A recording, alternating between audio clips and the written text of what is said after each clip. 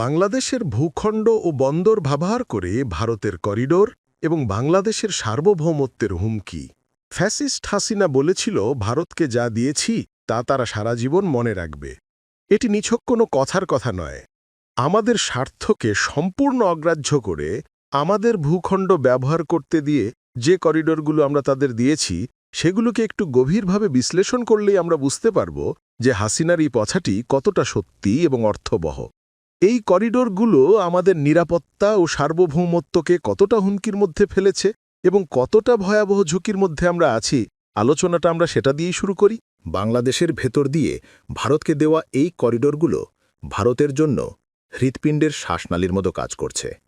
বাংলাদেশের ভেতর দিয়ে প্রবাহিত এই শ্বাসনালীগুলো দিয়ে ভারত তার মূল ভূখণ্ড থেকে পূর্বাঞ্চলের সাথে শ্বাস-প্রশ্বাস নিচ্ছে।